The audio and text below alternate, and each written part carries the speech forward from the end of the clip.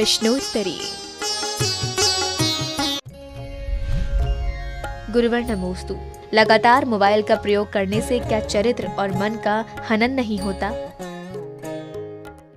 आज जो 24 घंटे बच्चों की जो इनके नियम से ये 25 साल के बाद इनकी ज्योति ऐसी हो जाएगी कि 10-10, 15-15 नंबर लगेंगे और बुढ़ापे में तो सबको अंधा होना ही है। क्योंकि ये जो रेज होती है 24 घंटे आँख के सामने चमक रहती है। और मैं बच्चों को देखता हूँ 1-1 घंटे गर्दन नहीं उठती, गर्दन ही नहीं उठती, बस उनके ठिक लगाए बस यूं यूं करते रहते, गर्दन ही नहीं उठती, उसी को देखते रहते घंटों। मैंने खुद देखा, कभी कभी प्रश्नों में 1-2 बच्चे आगे बैठ जाते, कौन वो अपनी नहीं सुनते, पर वो मैंने कहा इतनी एकाग्रता तो मेरी सामायिक में नहीं हो पाती। हाँ, सामायिक में भी थोड़ा बहुत लेकिन वो हिलते ही नहीं, वो गर्दन यूं कर दिया तो किया ही किया। बहुत नुकसान, बहुत नुकसान। और जब तुम मोबाइल ऑन करते हो, चालू करते हो, उस समय रेजें सारे जितने टावर हैं सबकी रेजें आपकी तरफ खिंच जाती है, शरीर खोखला होगा। अभी ज़्यादा समय मोबाइल को नहीं हुआ, कितने साल हुए? 10-15 साल। 10 साल महाराज जी, 10 साल में सबसे ज़्यादा। 25 साल के बाद डॉक्टर स्पष्ट कहेगा जिंदगी जीना है तो मोबाइल को बंद करो, कंप्यूटरों को बंद कराना पड़ेगा। जितना ये विज्ञान ने आविष्कार किए हैं रेजें, अरे भाई एक एक्सरे की किरणें जब एक्सरे उतारता है तो डॉक्टर पोज पहन लेता है और दूसरे लोगों को बाहर कर देता है। जब एक्सरे की जो रेजें हैं वो शरीर को खोखला कर देती हैं। 24 घंटे हमारे शरीर में से कितनी रेजें जा रही हैं। अमेरिका से चित्र फेंका गया, हमारे शरीर में से निकल के जा रहा है, और कितनी रेजें। आज ये कैंसर वगैरह क्यों बढ़ रहे हैं? जो शुद्ध खा रहे भोजन उनके लिए बढ़ रहे हैं, क्योंकि वातावरण दूषित हो रहा है। मोबाइल बहुत खतरनाक है, बहुत ही ज़्यादा। 24 घंटे में अब तो आगे जाकर के नियम भी देना पड़ेंगे कि आप 1 घंटे से ज़्यादा मोबाइल नहीं चलाओगे, आध घंटे आवश्यक सुनोगे। और उसमें फिक्स करना पड़ेगा कि जब कोई फ़ोन आएगा या मुझे करना पड़ेगा तभी मोबाइल का उपयोग करूँगा। ये सारे दुनिया लैपटॉप आ गया, मोबाइल आ गया, और उनकी जो आँखें सब खराब है, दिमाग भी खराब होगा, आँख भी खराब होगी। गुरुवर नमोस्तु। अविरत सम्यक दृष्टि जीव को शुद्धात्मा की अनुभूति होती है या नहीं? कदापि नहीं। आकाश के तारे जमीन पे आ सकते हैं, सुई के छिद्र में से ऊंट निकल सकता है, लेकिन एक धागा भी जिसके पास है उसे आत्मा का अनुभव नहीं हो सकता, शुद्ध उपयोग नहीं हो सकता, शुद्ध आत्मा की अनुभूति एक समय को भी नहीं हो सकती, हो ही नहीं सकती। आगम में सुखचंद्र महाराज ने ज्ञानारणों में लिखा, कुंदकुंद भगवान ने भी शुद्ध उपयोग की परिभाषा बताई। सुविदित प्रयत्न सुतो संयम तब संजदो विगत रागो। जो वीतरागी हैं, परमाणु मात्र भी जिनके अंदर राग भाव नहीं है, उनके लिए आत्मा की अनुभूति होती है। आचार्य ने खुद कहा, परमाणु मित्तम्पि रागा दीनम दुभिज दे जस्य नविजाड़ गोदु अप्पा वयम तु सव्वाग मधुरोवी। सारे आगम का भी ज्ञान हो जाए, एक परमाणु, एक धागे मात्र से भी राग बुद्धि है तो वह आत्मा को नहीं जान सकता, किसी भी हालत में नहीं जान, क्योंकि उसकी सर्वघाती प्रकृति कसाय बैठी है, अनंतानुबंधी। यदि वह चली गई तो अप्रत्याख्यान अवर्णी कसाय जो बैठी हुई है वो सर्वघाती प्रकृति है। और सर्वघाती प्रकृति का अर्थ है कि अपने गुण को जो ढांकती है उसका किंचित मात्र भी उद्घाटित नहीं होने देना। इसलिए अविरत सम्यक दृष्टि देश वृत्ति छुल्ला के लग को भी, क्योंकि वहाँ परिग्रह है, वे भी शुद्ध आत्मा की अनुभूति नहीं कर सकते, लेकिन शुभ उपयोग की परिणति उनकी होती है, भावना कर सकते। गुरुवर नमोस्तु। जैन धर्म में बहार वाहन का निषेध माना जाता है, ऐसे में जुलूस आदि में बैलगाड़ी एवं रथ का प्रयोग क्यों किया जाता है? यहाँ अति भार आरोपण की बात की है। वहाँ ये नहीं कहा गया कि भार, जिस दिन पशुओं के ऊपर उपयोग बंद हो जाएगा, आज देखो बैलों का उपयोग बंद हो गया तो बैल सब कटने लगे। आज गाय बांधने वालों की एक ही समस्या आने लगी। पहले लोग बकरी नहीं पालते थे, क्यों महाराज जी, बकरी पालूंगा तो बकरे बच्चा होगा, उसका क्या करूंगा? आज एक समस्या हो गई, महाराज गाय पालूं तो बैल का क्या करूं, यदि बछड़ा हो गया तो उसका क्या करूं, वो तो कटेगा एक न। पहले ऐसी समस्या नहीं थी, वो बैल काम आता था, उपयोग में आता था, ऋषभ देव ने उपदेश दिया था। मैं तो कहता हूं हाथी जब तक बैठने का काम आ रहा है तब तक हाथी बचा हुआ है। जिस दिन हाथी को बैठने का काम बंद कर देंगे सारे हाथी कत्लेआम कर दे जाएंगे, क्योंकि जिंदा हाथी लाख का और मरा हुआ 10 लाख का। 10 लाख का। इसलिए हाथी जिंदा इसलिए बचे हैं कि ये धार्मिक कार्यों में काम आना चाहिए। जो व्यक्ति ऐसा कहते हैं कि धार्मिक कार्यों में इनको काम लेते हिंसा है, वे हाथियों के हत्यारे हैं, हाथियों के हत्यारे हैं। मैं तो कहता हूं कि कैसे भी करके हाथियों को धर्म कार्य में बुलाते रहो, जिससे हाथी जिंदा बने रहें और व्यक्ति वो अपनी जिंदगी जी सके जरूर, और उनको कोई कष्ट नहीं होता। यदि कष्ट होता तो हाथी महावत के घर से भाग के भागता ना। बैल को कष्ट होता तो किसान छोड़ने के बाद वो किसान के घर क्यों पहुंचता है, कोई कष्ट नहीं होता, उसकी सुरक्षा है। अब सुरक्षा के बदले इतना काम तो व्यक्ति मनुष्य ही लेता है। वही हम बच्चों को समझाना चाह रहे थे। एक बेटे का जन्म होता है तो बड़ा होने के बाद आप ही उससे काम लेते हो, इतना काम तो पुरुष लेता है। घर में स्त्री आती है उससे रोटी बनवाते हो, पानी भरवाते हो, झाड़ू लगवाते हो, तो इतना काम तो मनुष्य भी लेता है मनुष्य से, तो पशु से थोड़ा बहुत काम लेने में कोई दोष नहीं है। मात अति भार आरोपण नहीं होना चाहिए, यह वहां पर भाव या अभिप्राय है।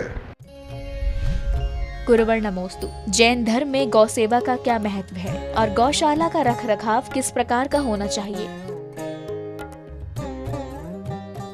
मेरे महावीर स्वामी ने कहा कि तुम संसार की चींटियों को नहीं बचा सकते, लेकिन अपने पैर के नीचे हुई आने वाली चींटी को बचाना पैर से। इसी प्रकार मेरी भावना है कि संसार में कितने पशु हैं, कितनी गायें हैं, कट रही हैं, मर रही हैं, लेकिन जो गाय जैन गौशाला में आए वो गाय ऐसी पलना चाहिए जैसे जैनियों की माँ पलती है। जैसे आप लोग एक माँ का पालन करते हैं हमारे भारत देश में, क्योंकि माँ का पालन इसलिए करते हैं कि माँ को कैसी भी दशा में पूज्य मानते हैं, पालन करते हैं, क्योंकि उसने हमें जन्म दिया और दूध पिलाया है।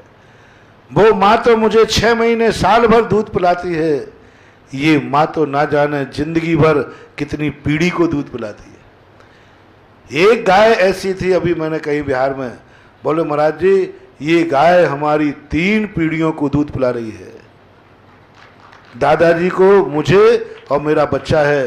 3 गायों को दादाजी को पिलाया, बच्चे को पिलाया, और आज तीनों पीढ़ी एक साथ दूध पी रहे। तो जो गाय होती है जैनी की गौशाला की गाय बिल्कुल माँ की तरह पलना चाहिए, जैसे माँ को कष्ट नहीं देते। जैनी नहीं, हम सभी भारतीय लोग कह रहे हैं, गायों में गौशाला में रखो। जो गाय तुम्हारे पास आ गई, तुम्हारी गौशाला में आ गई, जो कट गई तुम्हारी दृष्टि से बाहर है, तुम नहीं देख पाए, लेकिन जो गौशाला में आई उसको सुख मिलना चाहिए। कई बार गौशालाओं में हम देखते हैं कि गायें बड़ी दुखी होती है। एक साथ सामूहिक गायें भर देते हो और भूसा कितना डालते हो? एक गाय को कम से कम 10 किलो से भूसा चाहिए, और आप जो गाय डालते हो, तो मैंने गायों को पूछा भाई कितना भूसा डालते हो? एक गाय को 2 किलो पड़ता है। एक गौशाला में प्रतिदिन गायें मरती थी। मैंने पूछा क्यों? बोले भूख के कारण। फिर मैंने भूसा देखा 2 किलो, और वो भी नहीं मिलता। जो बड़ी गाय है वो खा जाएगी, छोटी तो मेरे मन में भाव आया है कि ये गौशालाएं ऐसी खुले कि हर गाय को अपना हिस्सा मिलना चाहिए, और एक साथ गायों को मत बांधो। 10-10, 20-20 गायों के अलग अलग सेट बनाओ, अलग अलग सेट बनाओ, ज़्यादा नहीं। एक साथ 400-500 गायें भरी, गाय आँख फोड़ देती है। क्या स्थिति बनती है जब मैं देखता हूँ। कमज़ोर गाय तो बेचारी कोने में खड़ी खड़ी बहुत दुख उठाती है। इसलिए गौशाला वालों से मेरा सबसे कहना है कि कम से कम आप लोगों की गौशाला इतनी सुखप्रद हो, आपके जितने लोग होते हो सबके लिए कमरा अलग अलग होता है, सबके लिए रहने का बैठक, सबके सब कार्य अलग होते हैं। अपने गांव की गौशाला है, हर गाय के लिए इतनी सुविधा हो ये भाव किशनगढ़ चतुर्मास में आया था। और दूसरी बात, गाय बीमार होती है, अपने यहाँ गायें जितनी आती हैं सब कसाईयों से छुड़ा के लाते हैं, अस्वस्थ होती हैं, वो दवाई के बिना मर जाती हैं, कोई सेवा नहीं करता। तो एक ऐसी अस्पताल यहीं हो कि सारे साधन उनके मौजूद हों और प्रत्येक 10-10, 20-20, 25-25, 50-50 गायों का एक बाड़ा हो अलग से, उसमें उसी क्वालिटी की गायें रखी जाएं। जिनके सींग नहीं है वो एक बाड़े में रखे जाए, जिनके सींग है उनको एक बाड़े में रखे जाए, जो कमज़ोर है उनको एक बाड़े में रखा जाए। ऐसे गायों के 1000 गायों से कम 1000 गायें हैं तो कम से कम 200 बाड़े होना चाहिए। एक बाड़े में 50 गाय से ज़्यादा नहीं। एक क्लास में 50-60 विद्यार्थी बैठते, 50 गायें एक बाड़े में हो। जैसे इतना बड़ा पंडाल है ना, ऐसे शेड बनाए जाए जैसे पंडाल के बराबर, इसमें 50 गायों को स्थान दिया जाए और वो 50 गायें बंद में भी रहें, थोड़ा सा खुला मैदान दिया जाए कि यहाँ से निकल के गर्मी में, सर्दी में, धूप में वो बैठ सके। तो मैंने अभी यहाँ जो योजना दी है, बहुत अच्छी योजना, कि इतने बड़े बड़े पंडाल के बराबर शेड बन रहे हैं। कम से कम जितने सेट बन जाएं, अभी कम से कम 25, 30, 40 सेट आ चुके हैं। बहुत बड़ा पुण्य है महानुभाव। ये गायों की रक्षा नहीं कर रहे हो। पारसनाथ ने जब एक नाग नागिन को बचाया था तो धरणेन्द्र पद्मावती ने रक्षा की थी। धरणेन्द्र पद्मावती की पूजा करने से धरणेन्द्र पद्मावती तुम्हारी रक्षा नहीं करेंगे। गायों की तुम जो रक्षा कर रहे हो, एक एक पद्मावती पैदा कर रहे हो, ध्यान रखना। एक साइड में 50 गायें रहेंगी, यदि वो मरण करके जब देव बन गई, उनको ध्यान आएगा कि किसी ने मेरे लिए एक सेट बनाया था, वहाँ मेरी जिंदगी व्यतीत हुई थी, वो तुम्हारी रक्षा करने आएगा। इसलिए गायों के लिए बहुत, जितनी भी गायें हैं कम रखो। मैंने कहा ना, महावीर ने कहा संसार की चींटियां बचाने का तुम्हारा ठेका नहीं है, लेकिन पैर के नीचे की चींटी को बचाना है। हम जितनी गायें रखें बहुत सुख से रहें।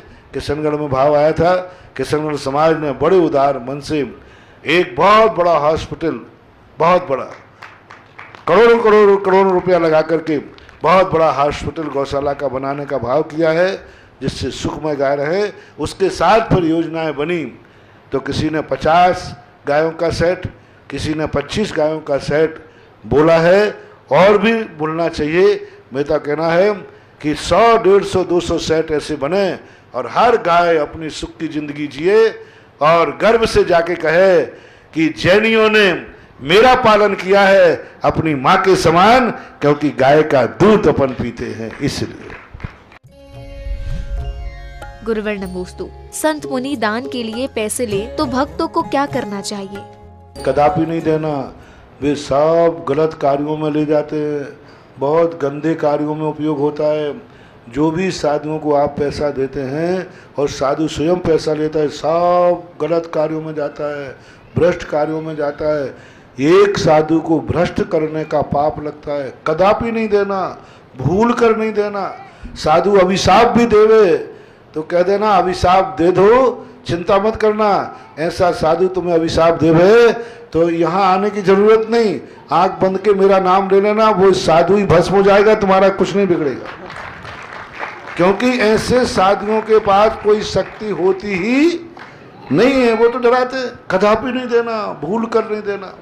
अपने हाथ से दान दो। साधु दान का उपदेश दे सकता है, दान ले नहीं सकता। दान का उपदेश देता है और दान के लिए कहता है आप अपने हाथ से दान दीजिए। साधु के लिए दान देना उचित नहीं है। एक माला फेर लेना, आगे मत देना। गुरुवर नमोस्तु। युवा वर्ग में से कोई मुनियों को आहार दान देने के लिए जाता है तो उसे आजीवन व्रत संकल्प दिया जाता है, तो क्या आहार दान देने के लिए आजीवन व्रत लेना आवश्यक है? कई बार किसी लोगों के लिए त्याग भी किया जाता है, किसी को छूट भी दी जाती है। इसको मूल राजमार्ग नहीं बनाया जा सकता। उस समय केस कैसा है, किस प्रकार का है, वो साधु का और भक्त का आपसी का समझौता है। ये दुकानदारी है, जैसे में ग्राहक पटे। कई बार ऐसे लोग आ जाते हैं जिनके पास ऐसी परिस्थितियां होती हैं कि उनके संबंध में हमें लोगों को विचार करना पड़ता है। और कई लोग ऐसे प्रमादी आ जाते हैं जिनकी कोई परिस्थिति नहीं है, मैं तो रात में खाऊंगा, दिन में खिलाओगे तो नहीं खाऊंगा। तो इसके लिए कोई मार्ग नहीं है। त्याग जितना हो उतना अच्छा है, श्रेष्ठ है, और वो तात्कालिक ही विचार किया जा सकता है, यहाँ से कोई मार्ग नहीं बनाया जा सकता। गुरुवर नमोस्तु। महिलाओं को प्रभु अभिषेक की अनुमति नहीं, तो श्रवण बेलगोला में गुल्लिका जी द्वारा किया गया महामस्तकाभिषेक इतिहास में कैसे रच गया? ये सब के बदंतियां हैं। मैंने पूरे गोमटेश बाहुबली का इतिहास पढ़ा, कहीं भी कोई शिलालेख नहीं मिला। जितने लोगों ने कि जब कलश ढाला गया था तो नाभि में रुक गया और फिर गुल्लिका ने डाला तो हुआ, ऐसा कोई आगम नहीं है, कोई शिलालेख नहीं है। एक के बदंतियां हैं अपने पाठ के लिए। और जो गुल्लिका ऐसी बनी हुई वहाँ मूर्ति है, ऐसी तो पुराने सब मंदिरों में बनी हुई है। पुराने जितने मंदिर बने हुए हैं, द्वार के पास एक गंगा जमुनी जैसी बताई जाती है। एक महिला रहती है, वो एक इस प्रकार के कलश टाइप का लिए रहती है। तो ये सब एक मंगल चिन्ह कहलाते हैं। ऐसी घटना घटी है किसी भी, जिस समय गोमटेश बाहुबली बने, नेमिचंद्र महाराज ने इतने बड़े गोमट सार जीव कांड लिखे। गोमट राज जिन्होंने लिखे हैं उस समय लिखे गए, उन्होंने भी ये घटना का उल्लेख नहीं किया कि बाहुबली की प्रतिष्ठा के समय ऐसी घटना घटी। गोमटेश बाहुबली की स्तुति लिखी, बाहुबली के अनेक चमत्कार दिखाए कि बाहु अच्छा है, सक्षम जलकंत गंडम आदि, लेकिन उसमें नहीं दिखाया कि आपकी महिमा ऐसी बनी थी। नेमिचंद महाराज खुद गोमटेश बाहुबली भगवान की महिमा लिख रहे हैं, और उनके सामने ऐसी घटना घटी होती वो उल्लेखित ना करें, ऐसा हो ही नहीं सकता।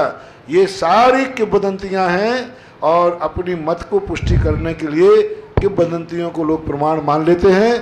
बाकी कोई ऐतिहासिक, कोई पौराणिक कथा में ऐसा कोई कहीं भी उल्लेख नहीं आया है तो कोई मुझे बताए कौन से शिलालेख में लिखा है, और उस समय के किसी साहित्य में किसी ने वर्णन किया है कि नहीं किया, ये बताइए। बहुत थोड़ा साहित्य लिखा गया गोमटेश बाहुबली के समय, पर कहीं इस घटना का कोई उल्लेख नहीं है। गुरुवर नमोस्तु। जो प्रतिष्ठाचार्य श्री दिगंबर गुरुओं की पूजा मंदिर में करने से बचते हैं, तो ऐसे प्रतिष्ठाचार्यों को कैसा दोष लगता है? ये इनकी बहुत बड़ी भूल है। देव साध गुरु की पूजा मंदिर में ही होना चाहिए, क्योंकि देव साध गुरु अकेला देव का मंदिर है तो वो सम्यक मंदिर नहीं, अकेला गुरु का मंदिर है तो सम्यक मंदिर नहीं, अकेला जिनवाणी का मंदिर है तो सम्यक मंदिर नहीं, देव साध गुरु का ही मंदिर होता है। इसलिए गृहस्थों के लिए कहा 84 आसाधनाओं में गृहस्थ असंयत जन की वंदना न करें। मूलराजों की वंदना मंदिर में ही होती है। प्रथमान युग में सैकड़ों उदाहरण मिलते हैं। चक्रवर्ती मंदिर में गया, वहाँ मुनिराज बैठे थे, उनकी 3 प्रदक्षिणा देकर के उनको नमस्कार किया। वर्तमान युग में ऐसी बहुत सारी कथाएं। फलाना राजा गया, जिनालय के अंदर मुनिराज बैठे थे, उनकी बड़े भक्ति भाव से पूजा की, अर्घ्य चढ़ाया, उनकी वंदना की। बहुत सारे उदाहरण, सैकड़ों उदाहरण वर्तमान युग में हैं। ऐसे चक्रवर्ती के उदाहरण हैं। चौथे काल में जहाँ साधु वन में रहते थे, तब भी कभी कभी मंदिरों में, सभी साधु चौथे काल में वन में नहीं रहते थे। जिनके वज्र सब नाराज संगनन है वे वन में रहते थे।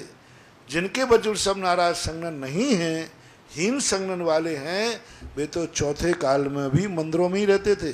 क्योंकि 6 संगनन के साथ भाव लिंगत्व बन सकता है। यानी असंप्राप्ता सिपाट का संगनन वाले भी चौथे काल में मुनि थे।